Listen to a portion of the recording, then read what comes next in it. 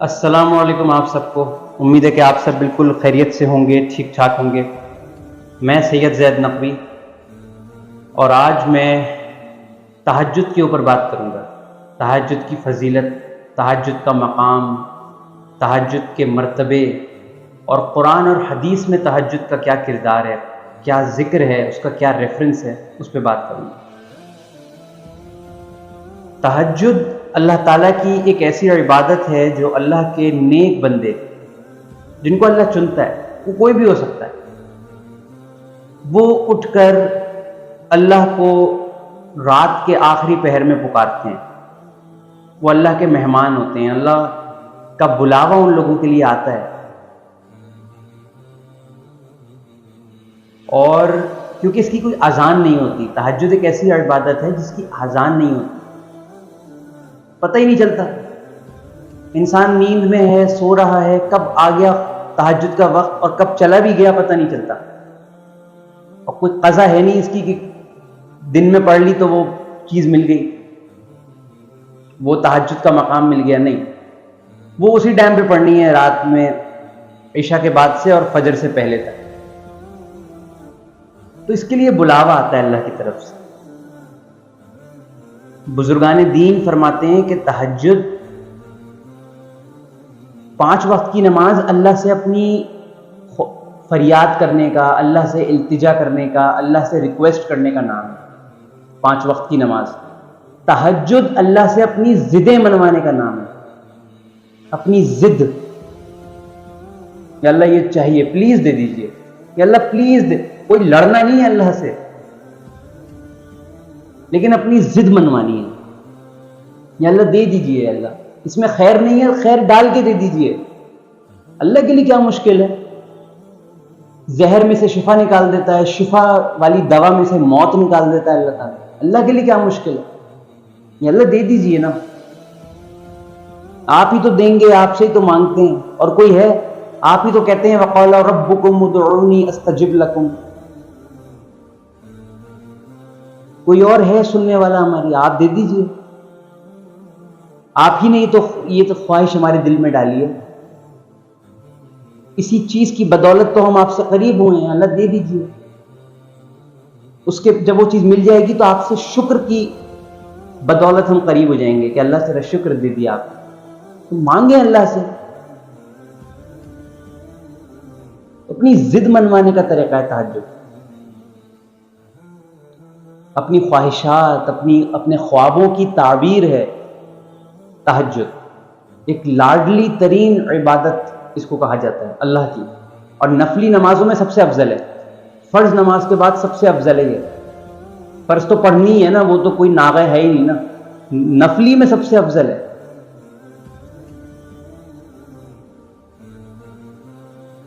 اور جتنی چاہو پڑھو، 2 4 6 8 10 12، حدیث سے سب ثابت ہیں. میں تو اکثر اگر تہجد میں جو آپ کا بانڈ اللہ سے بنے گا نا، آپ کر کے دیکھو. اٹھو، رات میں جلدی سو جاؤ، یا 15 منٹ کی نیند لے لو. اٹھو رات کے 3 بجے اٹھو، اور جو رات کا آخری پہر ہے اٹھ کے وضو کر کے بس نماز پڑھو. آپ، میں جب کرتا ہوں نا، لٹرلی اگر میں نے سوچا ہے مجھے 8 رکعت پڑھنی ہے، تو دوسری 2 رکعت کے بعد جو اب 6 رکعتیں میں نے پڑھنی ہے، مجھے ہوتا ہے یار جلدی پڑھو تاکہ پھر اللہ سے باتیں کروں گا، اپنی زبان میں اردو میں باتیں کروں گا اللہ سے. لٹرلی مجھے یہ نہیں کہ میں جلدی جلدی پڑھتا ہوں یا تیز پڑھو، نہیں، لیکن ایک اللہ سے بات کرنے کی ایک طلب ہوتی ہے.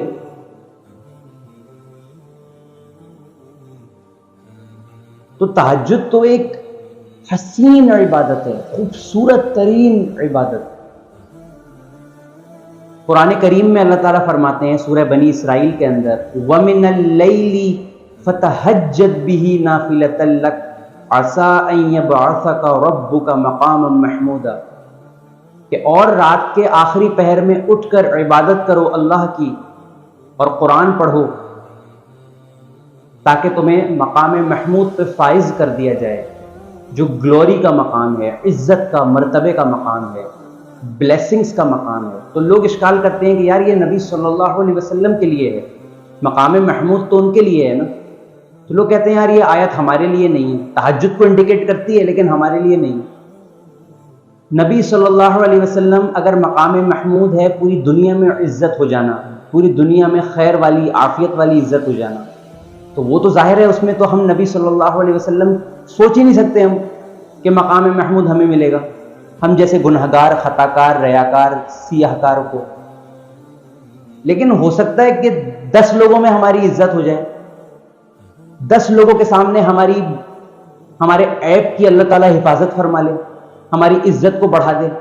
پوری دنیا کے سامنے نہیں ہو سکتا، وہ تو نبی کی ذات ہے صلی اللہ علیہ وسلم کہ پوری دنیا میں عزت والے، دشمن بھی عزت کرتے. بھلے ہم نہیں ہو سکتے، ہم ہو سکتا ہے اللہ ہمیں تہجد کی برکتوں سے، فضیلتوں سے 10 لوگوں میں عزت عطا کر دے، 20 میں کر دے. کم سے کم ہم اس سے تو بہتر ہیں جو 10 لوگوں کے سامنے رسوا ہوتا ہے بیچارہ. اللہ اس کی بھی مشکل کو آسان کرے. تو تہجد ہم نے نہیں چھوڑنی ہے. سورہ سجدہ میں اللہ تعالیٰ فرماتے ہیں تتجافا جنوبهم عن المضاجع يدعون ربهم خوفا وطمعا ومما رزقناهم ينفقون.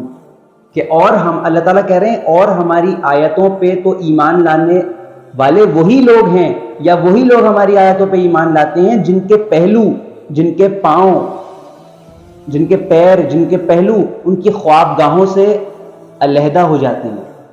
کس وقت علیحدہ ہو جاتے ہیں؟ رات کے پہر میں، تہجد میں، رات کا آخری پہر، اس میں ان کے پہلو ان کی خوابگاہوں سے علیحدہ ہو جاتے ہیں، الگ ہو جاتے ہیں. اور وہ اللہ سے امید کی بنا پہ، خوف کی بنا پہ، جو اللہ سے خوف ہے، اللہ کا ڈر ہے، اس کی بنا پہ اللہ سے مانگتے ہیں، اور جو ہم نے چیزیں انہیں عطا کی اس میں سے خرچ کرتے ہیں. وَمِمَّا رَزَقْنَاهُمْ يُنْفِقُونَ، جو ہم نے دیا اس میں سے خرچ کرتے ہیں. یہاں اللہ تعالیٰ تہجد کو انڈیکیٹ کر، مطلب ڈائریکٹلی کہا ہے، اس میں کوئی انڈائریکٹلی تھوڑی کہا ہے، تو ڈائریکٹ ہے. تو انسان اللہ سے مانگے تہجد میں. ایک خوبصورت عبادت، یا اللہ دے دیجئے، یا اللہ یہ دے دیجئے.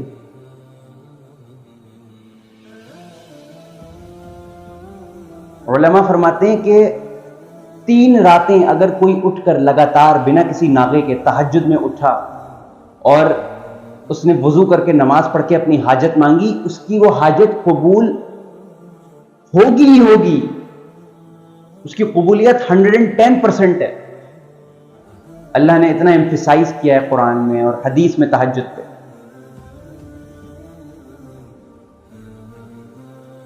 جو شخص معمول بنا لے تہجد میں اٹھ کے اپنی حاجت مانگنا، اس کو اللہ وہی حاجت نصیب کرتے ہیں جو وہ مانگ رہا ہوتا ہے یا وہ مانگ رہی ہوتی ہے. وہی دیں گے اللہ تعالیٰ اس کو، ادھر ادھر نہیں، وہی دیں گے. اسی کے لیے اسباب بنائیں گے اللہ اس کو. اپنی ضد منوانے کا نام ہے تہجد. نبی صلی اللہ علیہ وسلم کی حدیث ہے صحیح بخاری میں 1145،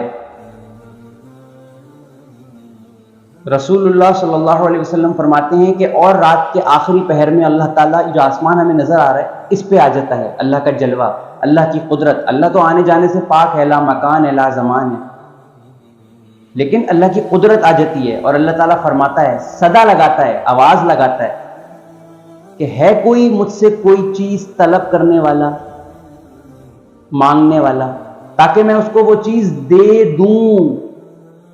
یہ نہیں کہا کہ خیر ڈال دوں گا یا اگر خیر ہوگی تو دے دوں گا، نہیں، دے دوں. اللہ پوچھ رہے ہیں دے دوں. کوئی ہے مجھ سے کوئی چیز طلب کرنے والا جو میں اس کو دے دوں؟ یعنی جو اٹھ کے مانگے گا اس کو ملنا ہی ملنا ہے. اللہ کہہ رہے ہیں، جس نے سچ کو پیدا کیا، جس نے سچائی کو پیدا کیا، جس کو سچائی پسند ہے، وہ رب کہہ رہا ہے، جو خود ایک سچ ہے، جس کی ذات خود سچائی پہ مبنی ہے، وہ کہہ رہا ہے. پھر آگے اللہ کہتے ہیں، حدیث کے الفاظ ہیں کہ کوئی ہے مجھ سے اپنی چاہتوں کو مانگنے والا جو میں اس کی چاہت اس کو دے دوں. کیا یار، کیا شان ہے. چاہت تو ایسی بھی ہوتی ہے، اسباب ہیں نہیں ہیں، سہولتیں ہیں نہیں ہیں. اللہ کہہ رہا ہے دے دوں، چاہت دے دوں، بس مانگ لو مجھ سے اس پہر میں اٹھ کے. اور آگے اللہ فرماتے ہیں، حدیث کے الفاظ ہیں، کوئی ہے جو مجھ سے اپنی مغفرت کا طلبگار ہو تاکہ میں اس کی مغفرت کر دوں.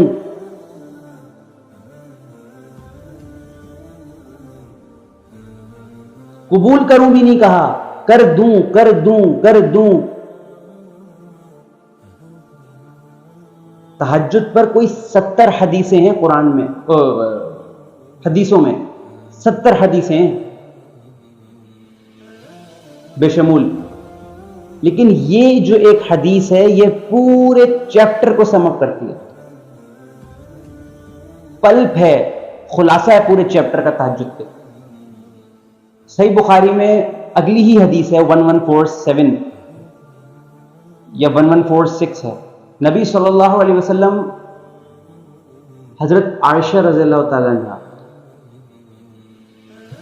سے کسی نے پوچھا کہ نبی صلی اللہ علیہ وسلم کا روٹین کیا تھا رات کا، رات کے آخری پہر کا کیا روٹین تھا. تو حضرت عائشہ رضی اللہ تعالیٰ عنہ فرماتی ہیں کہ نبی صلی اللہ علیہ وسلم رات میں جلدی سو جایا کرتے تھے اور رات کے آخری پہر میں اٹھ کے اللہ کی عبادت کیا کرتے تھے اور پھر سو جاتے تھے. عبادت کرنے کے بعد لیٹ جاتے تھے، آرام کرتے تھے. اور جب مؤذن اذان دیتا تھا تو پھر اٹھ جاتے تھے.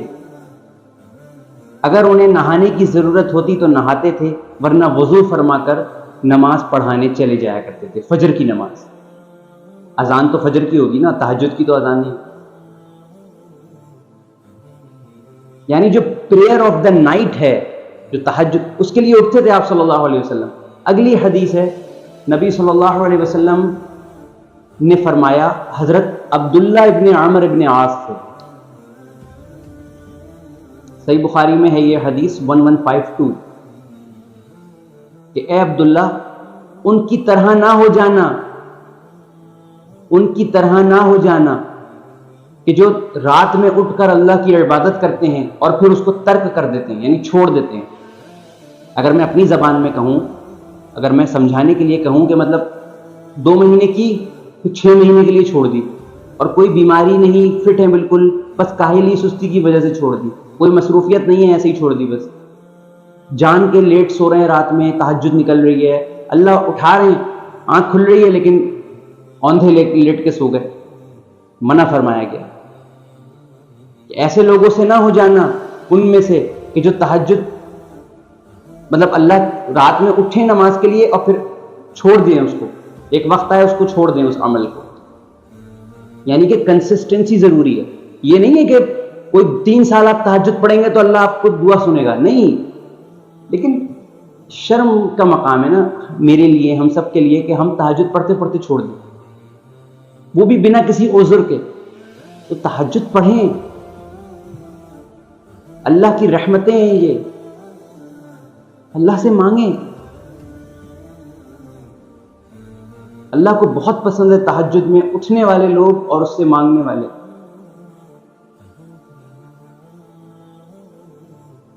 ایک حدیث کا مفہوم ہے، نبی صلی اللہ علیہ وسلم نے فرمایا کہ اللہ تعالیٰ حیا کھاتا ہے اپنے بندے سے، کہ جب اس کا بندہ شرم کھاتا ہے، کہ جب بہت حیادار ہے تمہارا رب.